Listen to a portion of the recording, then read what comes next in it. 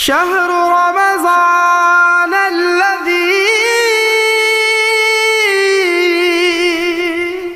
أنزل فيه القرآن. مرحبا یا رمضان، مرحبا یا رمضان، مرحبا یا رمضان، مرحبا یا رمضان.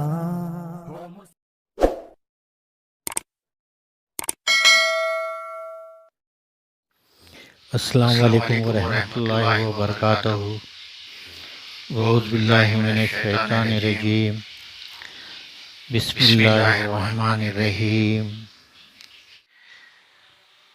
انا انزلناہ فی لیلۃ القدر وما ادراک ما لیلۃ القدر. لیلۃ القدر خیر من الف شہر. تنزل الملائکۃ والروح فیہا بإذن ربہم من کل امر. سلام ہی حتی مطلع الفجر. صدق اللہ العظیم. ربی اشرح لی صدری ویسر لی امری واحلل عقدۃ من لسانی یفقہوا قولی. آمین یا رب العالمین. میرے پیارے بزرگوں، بھائیوں، دوستوں اور پردہ نشین مائوں اور بہنوں، میں نے آپ کے سامنے سورہ القدر کی آیت نمبر 1 2 3 4 5 تلاوت فرمائی، جس کا ترجمہ یہ ہے: ہم نے اس قرآن کو شب قدر میں نازل کرنا شروع کیا ہے، اور تمہیں کیا معلوم ہے کہ شب قدر کیا ہے؟ شب قدر 1000 مہینوں سے بہتر ہے. اس میں روح الامین اور فرشتے ہر کام کے انتظام کے لیے اپنے پروردگار کے حکم سے اترتے ہیں، اور یہ رات طلوع صبح تک یعنی فجر تک رہتی ہے. تو لیلۃ القدر میں جب رمضان کی آخری راتیں رہتی ہے، جس کے اندر ہم لوگ تلاش کرتے ہیں، وہ 5 راتوں میں 21 23 25 27 اور 29، اس کے اندر اللہ تبارک تعالیٰ نے ارشاد فرمایا یہ آیت نمبر 3 میں کہ شب قدر 1000 مہینوں سے بہتر ہے. یعنی جو کوئی بھی شب قدر کو پا لیا وہ 83 سال 4 مہینے کا ثواب پا لیا. جو کوئی بھی شخص شب قدر کو ان تاریخوں میں تلاش کرے گا، اس میں جگے گا، نفل نمازیں پڑھے گا، قرآن پڑھے گا، 5 دنوں میں جو بھی اس کو حاصل ہو جائیں گی، جو بھی رات اگر اس کو پا لیا تو وہی شخص جو ہے 1000 سال کا ثواب پا لیا. تو 1000 کا سال کا اگر ہم اس کا ٹوٹل کرتے ہیں تو 83 سال 4 مہینے ہوتا ہے، اس کو ثواب ملے گا. تو اس کے لیے اس کی بڑی فضیلت آئی ہے شب قدر کی، کہ شب قدر کی رات کو ہم تلاش کریں. اور ویسے بھی پورا رمضان تو ہمیں تلاوت کرنا ہے، اپنے اللہ کو راضی کرنا ہے، نمازیں پڑھنا ہے، قرآن پڑھنا ہے، روزے رہنا ہے.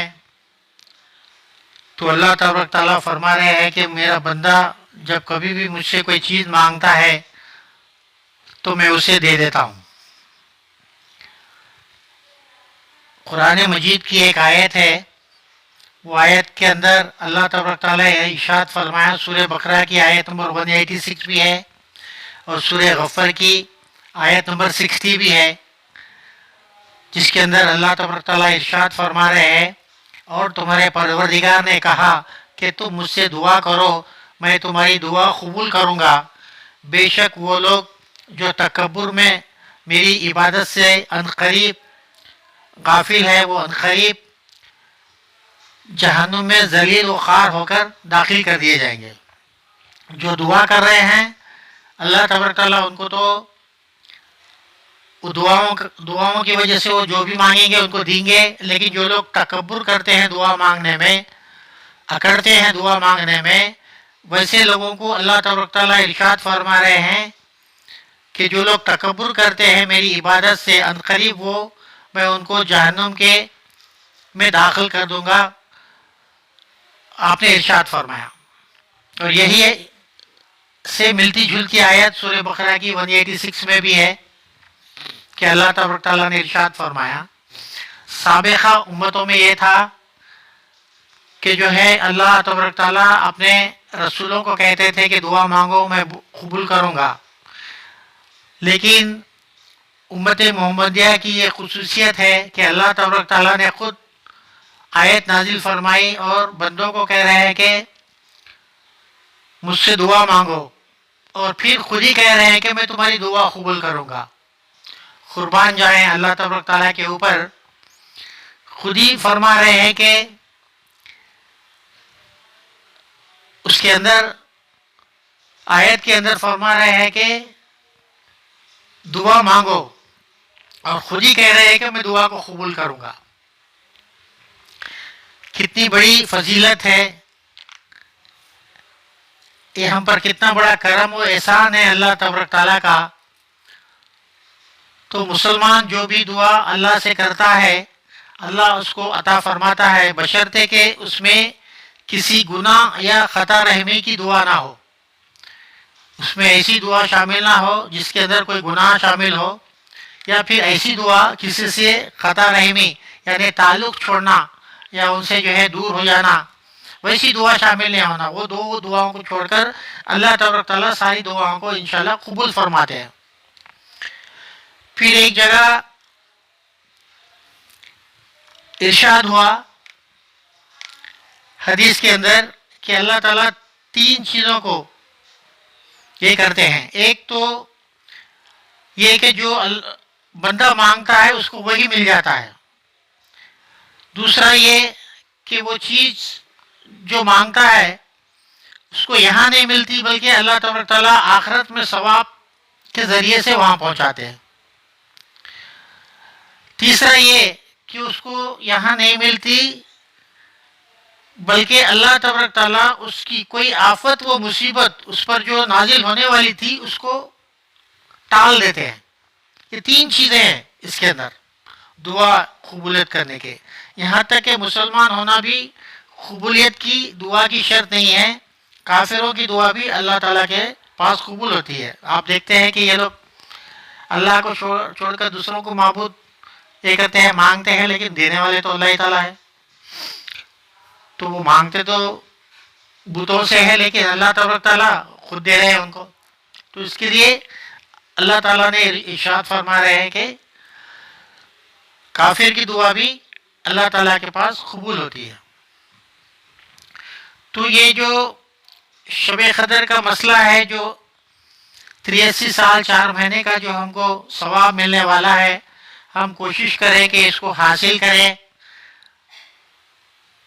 اللہ تبارک تعالیٰ سے دعا کریں، اور ہر روزے میں مغرب کے بعد، مغرب سے پہلے جو بیٹھتے ہیں دعا کے واسطے، 15-20 منٹ پہلے دعا کرنے کے لیے بیٹھ جائیں اور خوب اللہ سے دعا مانگے، کیونکہ اللہ تعالیٰ سے دعا مانگنے کا وہ ٹائم رہتا ہے اور قبولیت کا ٹائم رہتا ہے۔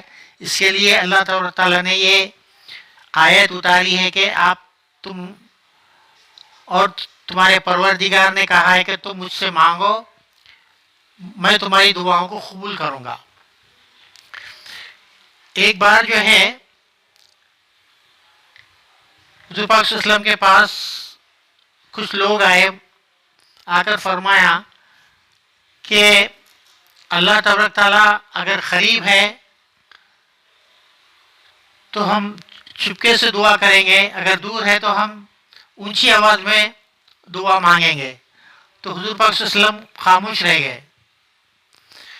خاموش ہونے کے بعد تھوڑی دیر میں جو ہے یہ آیت نازل ہوئی، سورہ بقرہ کی 186 آیت نمبر نازل ہوئی کہ تم میرے بندوں سے کہہ دو کہ میں ان سے قریب ہوں، میں ان کے پاس ہوں، بلکہ ان کے جو چوپائے ہیں جس کے اوپر بیٹھتے ہیں ان کی گردنوں سے بھی میں قریب ہوں، تو ان کی دعا قبول کرتا ہوں. اللہ تبارک تعالیٰ نے ارشاد فرمایا.